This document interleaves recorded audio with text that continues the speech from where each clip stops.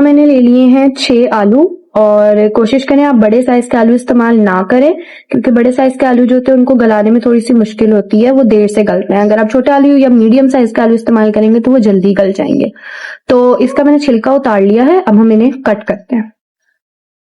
तो यहाँ हम एक आलू ले लेंगे और इसके नीचे से थोड़ा सा हिस्सा कट कर देंगे ताकि हमारा आलू इधर उधर गिरे नहीं, बल्कि जब हम इसको ऐसे रखेंगे तो ये एक ही जगह रहेगा। इतना सा हिस्सा मैंने कट किया, इसको साइड पर कर देंगे। अब हम ले लेते हैं 2 स्टिक्स ले लें, कोई सी भी। मैं यहाँ 2 पेंसिल्स इस्तेमाल कर रही हूँ, आप चॉपस्टिक्स इस्तेमाल कर लें या कोई भी सीधी लंबी लकड़ी की कोई भी स्टिक हो तो वो आप इस्तेमाल कर सकते हैं। अब हम इसको दोनों तरफ आलू के रखेंगे कुछ इस तरीके से, ऐसे। फिर उसके बाद हम आलू पर कट लगाना स्टार्ट करेंगे। कट किस तरीके से लगाना है, ऐसे जैसे हम चिप्स कट करते हैं ना आलू के, सेम वैसे ही कट करना है। लेकिन क्योंकि हमने साइड पे ये लकड़ियां रखी हुई हैं, इससे क्या होगा कि जब हम चिप्स की कट करेंगे इसको, तो वो एकदम आलू के आर पार नहीं हो जाएगा, बल्कि एक पॉइंट पे आकर रुक जाएगा। तो हमें बिल्कुल ऐसे ही चाहिए। अब इसको कट कर लेते हैं।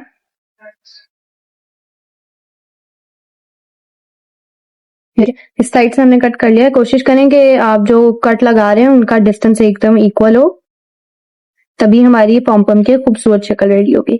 अब हमने ऐसे रखा हुआ था, अब हम इसको ऐसे रखेंगे और सेम उसी तरीके से इस साइड पर भी कट लगाते जाएंगे।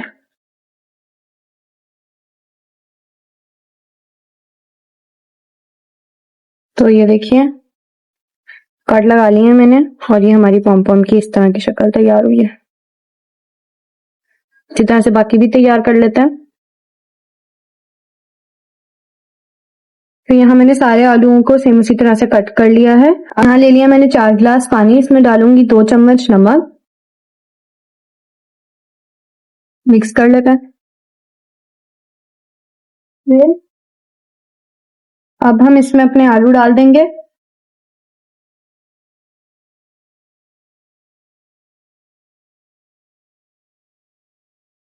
अब हम इसको 30 से 40 मिनट के लिए ऐसे ही छोड़ देंगे।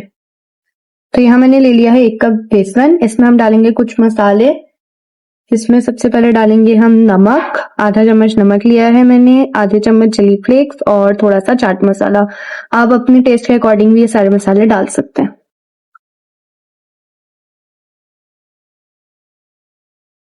तो मिक्स कर लें।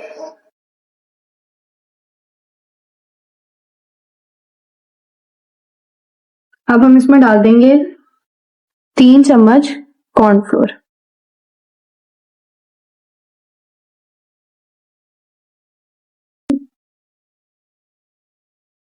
तो यहाँ हमारे आलूओं को रखे हुए 30 से 40 मिनट हो चुके हैं और अगर आप देखें तो ये नमक के पानी में रखने की वजह से थोड़े से खुल गए हैं। ठीक है, ये इसका फायदा होता है। तो अब हम इसको निकाल लेंगे बाहर और एक किचन टॉवल की मदद से इसको थोड़ा सा ड्राई कर लेंगे और अब हम इसको बेसन में कोट करेंगे। पहले बाहर अच्छी तरह से बेसन लगाएंगे हर तरफ अच्छे से। जब बाहर बेसन लग जाए तो फिर अंदर की तरफ खोल खोल के बेसन को हाथों की मदद से डाल।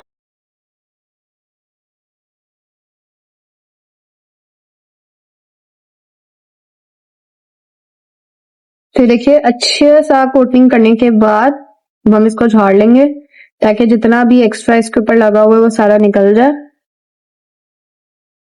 और ये देखिए हमने बेसन सारा अच्छा से लगा लिया। अब इसको साइड पर रख लेंगे और इसी तरह से बाकी भी तैयार करेंगे। मैंने आलू तैयार कर लिए हैं, अब हम इनको ऑयल में फ्राई करेंगे। हम इनको मीडियम हाई फ्लेम पर 5 से 7 मिनट के लिए इसी तरह फ्राई करेंगे।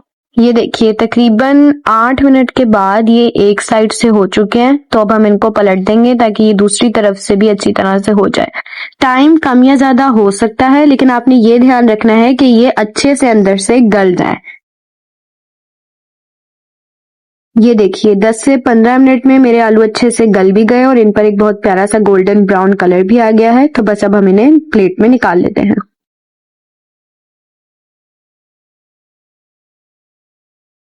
तो तैयार हैं हमारे मजेदार से पोटैटो पॉम पॉम। इफ्तारी में खाइए चाट मसाला।